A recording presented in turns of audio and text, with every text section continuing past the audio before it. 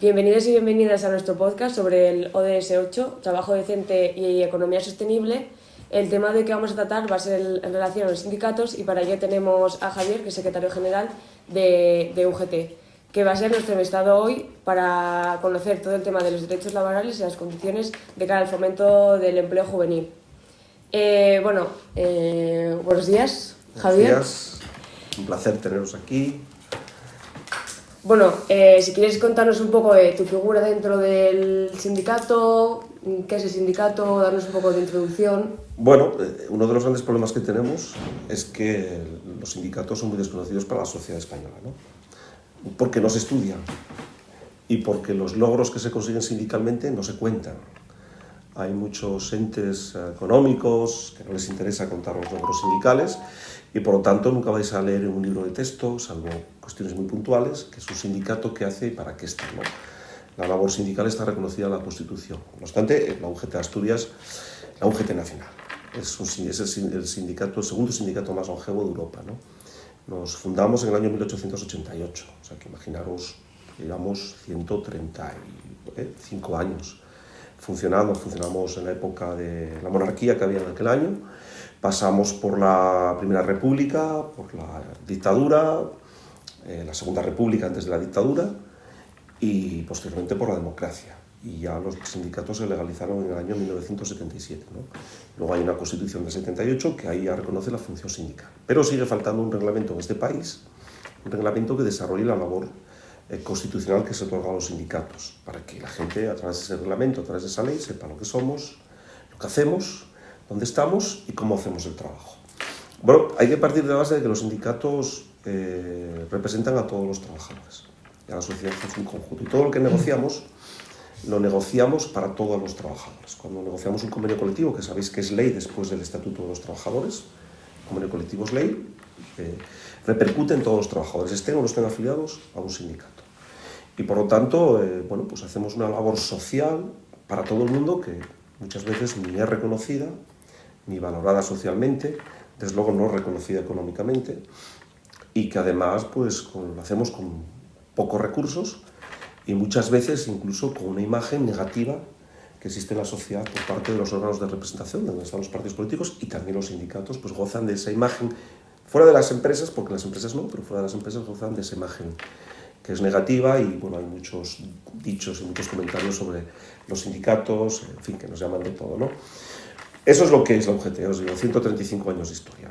En aquella época solo había 2 sindicatos, la UGT, posteriormente se fundó la CNT ya hoy en día no existe, es un sindicato anarquista, por lo tanto no cree en que haya una representación política, democrática por encima. Y ya luego está el otro sindicato mayoritario, que de eso os hablará el otro compañero, pero que ya se fundó a finales de los 60, ¿no? Los años 1960. A partir de aquí, pues imaginaros todo lo que hemos conseguido, ¿no? En la época de la dictadura. Somos posiblemente una de las organizaciones que tiene más muertos por el régimen franquista, desconocidos, muchos en cunetas, otros muchos exiliados, sobre todo a Francia, y negociamos así todo, y hicimos grandes huelgas generales en los años 60 en España, ¿no? En los años 1960. Y bueno, pues fuimos consiguiendo pequeñas cosas hasta tener un sistema de pensiones público, hasta tener un sistema de seguridad social y ya luego pues fuimos consolidando más derechos a partir de la democracia, ¿no? En el año 80 negociamos un Estatuto de los Trabajadores, que es el que todavía hoy opera con todas esas reformas laborales. Todas esas reformas laborales de las que hablamos sale de un Estatuto de los Trabajadores del año 80 que ha tenido al menos 50 modificaciones. Por eso nosotros ahora queremos negociar un nuevo Estatuto del siglo XXI para no seguir poniendo parches sobre uno que es del año 80 y que por lo tanto ya prácticamente pues partes de una base que ya está muy obsoleta, ¿no? Un mundo que ya veis cómo evoluciona, no os acordaréis, pero yo en los años 90 no había móviles, no había casi ordenadores, no había internet, no había redes sociales, vivíamos bien, o sea, hacíamos también nuestro trabajo igual, pero hoy en día estamos en un mundo completamente cambiante, donde lo que sucedió ayer ya es tarde, ya no es noticia, y hoy en día funcionas al ritmo de las redes sociales y del momento, ¿no? Y por lo tanto, pues el sindicato también tiene que actualizarse y adaptarse a esa nueva situación. Las relaciones laborales han cambiado mucho. Eran empresas tradicionales en los 80, empresas pues bueno, con trabajos manuales, con horarios rígidos, bien fueran de jornada partida o de jornada continua, con presencialidad de los trabajadores, entonces era más fácil defender los derechos.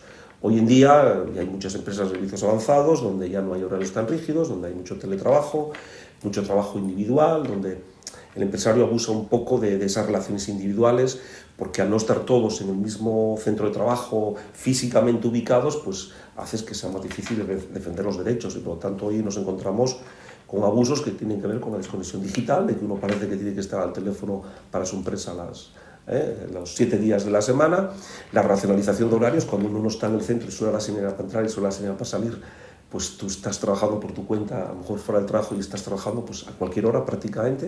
Bueno, son las nuevas formas de abuso empresarial que traen también las nuevas tecnologías y la forma de producir y de cambiar. Los trabajos tradicionales todavía siguen estando en la industria de la construcción, que esos han cambiado poco. Hoy en día, para hacer lo mismo y para producir lo mismo, más, pero bueno, por decir lo mismo, una fábrica lo hace en vez de con 30.000, lo hace con 5.000. Es decir, tienes beneficio de 25.000 personas. Y todos esos beneficios van a la parte empresarial y les cuesta trabajo repartirlo con los trabajadores subiendo salarios. Eso es nuestra gran reivindicación, hay que subir los salarios. Por daros un dato, si tenéis en cuenta por qué de España, a pesar de la pandemia, a pesar de la guerra de Ucrania, vamos a ver lo que pasa con Gaza, la guerra de Palestina, pero os dais cuenta de que España no ha caído y de que el Producto Interior Bruto sigue estando ahí, que el crecimiento económico está a niveles aceptables. ¿Por qué ha sido? Porque hemos subido los salarios. Cuando tú subes los salarios a la gente que menos tiene, subes el ingreso mínimo vital, que se sube a 500 euros, subes el salario mínimo a 1.080 euros, cuando tú subes los salarios a los que menos tienen, eso es un dinero que no va al ahorro, que va al consumo. Porque no puedes ahorrar si ganas 1.000 euros, que ahorras, un alquiler de un piso está en 600 euros, una hipoteca no te da para nada, vosotros no os podéis independizar, mi hija tampoco, es imposible. Entonces, eso poco más que te suben va a consumir. Si tú consumes, gastas, y puedes ir a comer una pizza, una hamburguesa con las amigas, puedes ir a tomar unas botellas de sidra, puedes comprarte un poco de ropa en cualquier tienda. Quiere decir que las empresas venden. Si las empresas venden, no entran en crisis. No tienen que despedir trabajadores y pueden pagar las cotizaciones a la seguridad social de sus trabajadores y los impuestos al Estado. Entonces el Estado recauda vía cotizaciones y vía impuestos y entramos en un bucle de crecimiento positivo. Por eso es fundamental incentivar el consumo. Y el consumo la gente solo puede consumir si tiene dinero.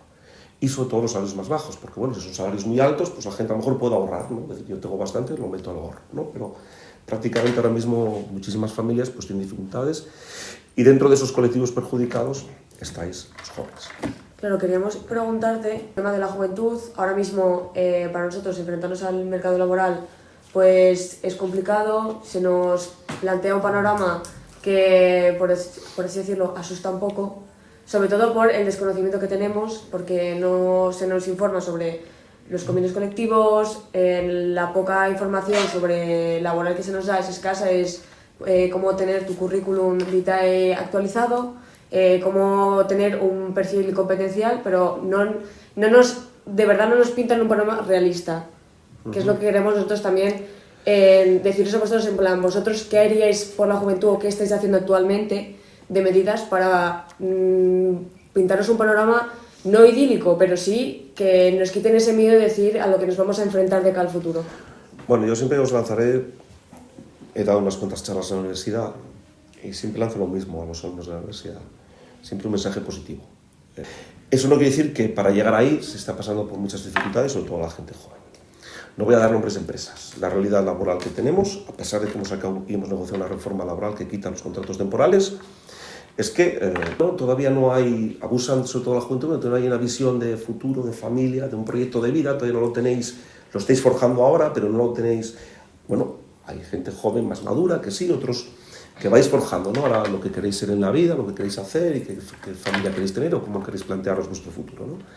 Entonces, bueno, pues tengo para los gastos, tengo para salir con las amigas, para, bueno, en fin, ir a cenar un día, tal. Eso es una realidad que hay y eso es un abuso y se hace con la gente joven. De hecho, solo quieren contratar gente joven. Bueno, es que también nosotros los aceptamos un poco porque suelen ser trabajos transitorios. Que luego, pues eso, que nos da un dinero para luego, para mantenernos hasta que consigamos la meta final de un trabajo pues, del que estamos estudiando, por ejemplo. Sí, es lo que hace mi hija, exactamente. Estaba sacando el título de enfermería y al mismo tiempo pues aprovechando pero no porque sean transitorios tienen que abusar. Claro, ¿por qué? Porque al final estos negocios con vosotros, con vosotras, porque muchas son mujeres, es decir, si analizamos, también aquí hay una brecha salarial muy importante, porque digamos que los hombres, y a ver cuándo podemos cambiar esto, suelen tender a trabajos industriales manuales y titulaciones industriales y manuales, y las mujeres más a otro tipo de titulaciones más relacionadas con servicios donde las condiciones laborales son muy inferiores. No es lo mismo un convenio de una industria, el convenio sectorial del metal o el de la construcción, al convenio de hostelería, al convenio de alimentación, de un supermercado. Pero quiero decirte que efectivamente es así, pero es un abuso, porque al final lo que tienen es mano de obra barata porque encuentran una parte receptiva por lo que tú dices, porque bueno, no es lógicamente lo que quiero ser en la vida, pero me viene bien. Pero claro, que te venga bien, tú tienes que pagar un convenio, tienes que contratar a una persona 8 horas. No la puedes contratar 4, tenerla 6 y pagarle 2 en B. Tienes que tener a una persona 8 horas contratada, con el salario mínimo, que ya es muy poco, que son 1.080 euros. Pero bueno, es el que hemos conseguido acordar y por lo tanto defendemos todos, el mínimo al menos. Y sea el tipo de actividad que sea momentáneo o sea el trabajo del futuro, tiene que haber una dignidad en el trabajo. Porque si no dignificamos el trabajo, la gente va a huir ahí. Ahora estáis escuchando, es que no encuentro camareros, es que no encuentro personal para la construcción. ¿Tú qué quieres tener? ¿A qué horario y a qué salario? Estamos un poco en la posición de o aceptamos las condiciones que son condiciones abusivas, o si reivindicamos un poco de verdad los derechos que tenemos, los horarios y el salario que merecemos. Está la frase muy famosa de es que no queréis trabajar. Sí, bueno, eso es lo que utilizan los empresarios, ¿no? La gente no quiere trabajar y la gente joven no quiere trabajar, y la gente que tiene más años lo que quiere es vivir de una ayuda social. Es decir, como si alguien puede vivir de un subsidio o de un ingreso mínimo vital que está en 508 euros. O sea, eso es una vergüenza, nadie vive con 508 euros. Lo que pasa que tú me vas a dar un trabajo a tiempo parcial por 700 euros, no vosotros que sois jóvenes, pero a partir de 52 años tienes un subsidio, pues se queda sin trabajo para siempre, y el Estado me da uno por 500, pues por 700 euros, en fin, si me das a elegir, ahora tú le das a un trabajador un salario de 1.500 euros, de 1.600, un salario medio que está aproximadamente en 2.000 euros, pues hombre, ¿quién no te va a aceptar? ¿Quién va a querer vivir con 2.000 o con 500? Con 2.000. Pero claro, si los trabajos son a tiempo parcial, temporales, a 700 euros, pues bueno, vosotros sois jóvenes todavía, pero yo creo que es el gran reto que tenemos que conseguir, sobre todo con todas vosotras, las mujeres que sean independientes, ya están preparadas, intelectualmente son más capaces que los hombres, sacan mejores notas y eso está registrado en los estudios universitarios. Es decir, tenemos mujeres preparadas, lo que tienen que ser es independientes, que no todo parece que caiga sobre ellas cuando hay hijos o cuando hay padres que se ponen malos, y acabar con esta brecha salarial. Y sobre todo el tema de relación juventud-sindicatos. O sea, yo, por ejemplo, desde mi punto de vista, y yo creo que todos consideramos un poco que hay como una brecha muy grande a la hora de comunicación con la juventud, con el sindicato. Tenemos muy poca relación, conocimiento sobre ello. ¿Cómo lo veis vosotros desde el punto de vista de ese sindicato? En plan, ¿por qué creéis que hay una brecha tan grande entre...? Bueno, en el sindicato tenemos una asociación juvenil que se llama RUGE, que es muy desconocida. Y lo es porque, digamos que el papel del sindicato, pues, como no se estudia en las universidades, no se da juego en las universidades. Tete es una persona que en esto cree mucho. Yo he ido varias veces a la universidad a dar charlas, pero apenas juntas allí 10, 15 alumnos, alumnas. Entonces, bueno, es algo que hay que impulsar desde todos los ámbitos, porque al final los sindicatos tenemos un servicio de orientación que prepara currículums, que en función de los estudios orienta a la gente hacia dónde buscar trabajo, ¿no? Nosotros tenemos actualmente en Asturias la UGT 20, hay en Gijón 4 o 5, aquí hay 10, bueno, están repartidas por comarcas, pero esto la gente no lo conoce. La historia del sindicato la gente no sabe ni lo que es, ni sabe cómo funciona, ni sabe qué hace, hasta cuando entras a trabajar en una empresa, pero claro, cuando estás a trabajar en una empresa sí te das cuenta, ¿no? Pero el trabajo tiene que ser previo, porque también podemos facilitar el acceso a la empresa, no solo cuando ya estés en la empresa. Bueno, a mí me encantaría estar todo el día dando charlas en la universidad, además me enrollo fácil. Y bueno, pues hablar de normativa laboral, que fue lo que estudié, pues me encantaría poder explicaros. Los servicios jurídicos del sindicato son muy potentes y tienen mucho prestigio porque defienden a trabajadores y, en fin, claro, creamos una asociación juvenil y también hay que hacer autocrítica. Claro, si tú creas una asociación juvenil y todos esos jóvenes que se van formando sindicalmente luego no marchamos, nos estamos aquí y les damos paso, pues nos convertimos en uno más de eso que criticamos, ¿no? Es decir, también tenemos efectos y tenemos que dar ese paso a la gente joven que dar paso a la gente joven no es organizar solo actos para donde hayan con un grupo que toque música y 2 cañones de cerveza, que tampoco es eso la gente joven. Y todavía andamos con esos complejos que la gente tiene opinión sobre las cosas, la gente quiere conocer lo que opera la sociedad y quiere hablar y quiere opinar. Y luego hay que darle participación y decisión, hay que ponerlos en esos sitios. A mí me encantaría estar todo el día en la universidad dando charlas, la verdad. Me siento mucho más cómodo allí, hablando de la historia del sindicato y de lo que podemos hacer, que como comprendéis, estar todo el día resolviendo problemas en empresas que lo que traen son pues, cierres, por desgracia, eres temporales, eres de extinción, en fin, que es mucho más desagradable porque aquí quien te llama es porque tiene un problema. Para dar una palmada a la espalda, ya os puedo decir que no llama a nadie. Para felicitarte, nadie. Ahora, para problemas, eso es a lo que nos dedicamos, es a lo que gusto lo pica. Pero quiero decirte que sí que dar charlas a ver si está bien. ¿Y qué relación ves que tienen las empresas con los jóvenes que vamos a salir ahora al mercado laboral? Las empresas en la actualidad, las que hay ahora en Asturias. Bueno, nosotros tenemos que tener en cuenta en Asturias, en España, el tejido empresarial que tenemos, ¿no? Si fuisteis a Alemania alguna vez, o iréis, en cualquier caso, y vais por algunos países de Europa, os daréis cuenta que las empresas tienen un tamaño habitual de 500 trabajadores. Son empresas medianas grandes. Aquí se llama PYME, pequeña y mediana empresa, las de menos de 250. O sea pero aquí el 80% del tejido productivo en España son empresas de menos de 25. Y muchas de ellas de menos de 15 trabajadores. Entonces, claro, eso es una realidad que condiciona mucho porque ahí defender derechos es muy complicado y ahí hay mucho abuso. No hay, es decir, ahí manda uno, jefe, y todos vamos a trabajar, ¿no?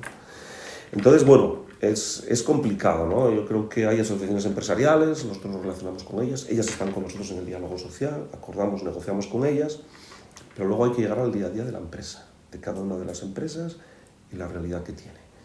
Y bueno, yo creo que las empresas no reconocen brecha salarial de género, no reconocen que las mujeres ganan menos que los hombres, porque como hagan una tabla salarial, pero no miran los complementos, no miran los permisos, que tienen que coger siempre las mujeres, que el 90% de los permisos de cuidado los cogen las mujeres. Es decir, hay una brecha ahí que no reconocen.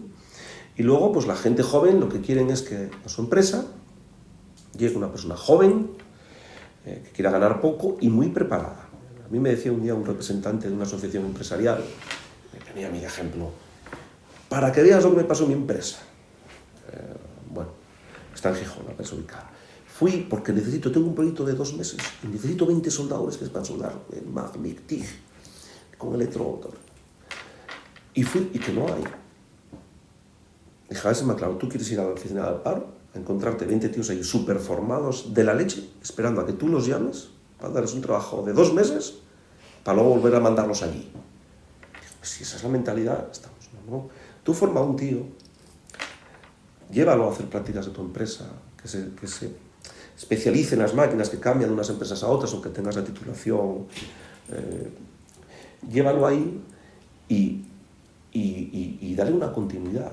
Y entonces vas a tener una persona comprometida y siempre a disposición tuya para trabajar. Ahora, si lo que quieres es ir al paro por ellos, es decir, que los forme otro, que lo pague el Estado su formación, que lo vuelva a formar yo, que esté en el desempleo, eso sí, esperando que vaya yo, porque luego va a volver para allá. O sea, no hay. La gente buena, pues, lógicamente, pues, quiere tener una estabilidad en el empleo, quiere, en fin, comprarse un piso si puede, con las hipotecas va a estar completamente inasumible, ¿no? Porque ahora tenemos al Banco Central Europeo diciendo, no, en diciembre hay que quitar las medidas de ayuda anticrisis. ¿Qué anticrisis? Pues si la crisis sigue estando ahí, si hay una guerra hay otra. Literalmente. Si mientras el Banco Central Europeo nos dice que nos manda a todos, no, ya no se puede sostener por el déficit público las ayudas a las familias, a la gasolina, a los carburantes, a la energía. Y digo, y al mismo tiempo que dices eso, sube esos tipos de interés para que las hipotecas suban 100, 200 euros en los alquileres. Es decir, bueno, igual mezclo muchas cosas, pero creo que las empresas no valoran y quieren gente joven que ya venga superformada, no quieren invertir ellos un duro en formación. Y tenemos un problema con las empresas que están todo el día pidiendo dinero. Es decir, las empresas quieren ser rentables a costa de dinero público. Es decir, de siempre pedir dinero, no, necesitamos ayudas, tienen que ponernos ayudas para esto, tienen que ponernos ayudas para esto, yo si me instalo aquí quiero que me paguen el suelo, si voy para allá quiero que paguen no sé qué, que lo paguen todo el gobierno paga con impuestos que pagamos los ciudadanos.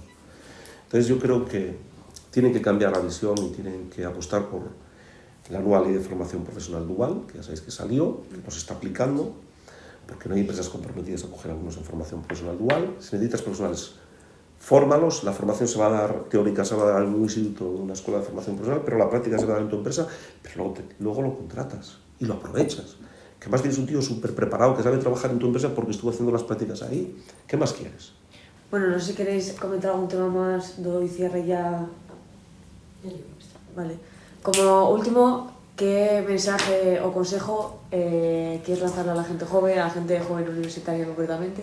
Bueno, que las cosas es verdad que no están fáciles para la gente joven, hay muchos impedimentos, que tenemos todos la obligación de darles una solución, nosotros los primeros, que vamos a trabajar en estos 4 años en intentar dar una solución, que haya un verdadero plan juvenil que toque, como os decía antes, todos los aspectos, y que aunque hay dificultades, pues vais a tener una vida fantástica, vais a formar una familia si queréis, vais a tener un buen trabajo, lo vais a conseguir, no tener ninguna duda, y otra cosa es que podríamos haceroslo un poquito más fácil para tener eso y que no tengáis que en ese tránsito pues encontraros con injusticias, con abusos. Y sí os diría para terminar que en aquello en lo que trabajéis, en lo que queráis dedicaros, jamás permitir que nadie abuse, que nadie os menosprecie, que nadie os haga un gesto negativo, que la violencia está muchas veces en eso, en los gestos, en las miradas, y no permitir nunca que nadie, por ninguna razón y bajo ningún concepto, abuse de vosotros. Y si alguna vez alguno lo haga, veréis corriendo aquí, ¿eh? Pues muchas gracias, estamos ya muy gracias. Pues nada, gracias por participar en nuestro podcast. Y bueno, como despedida, escucharlo, está muy interesante, tocamos muchos temas y espero que os sirva toda la información que nos ha aportado Javier, que es el secretario general de UGT. Hacer una foto.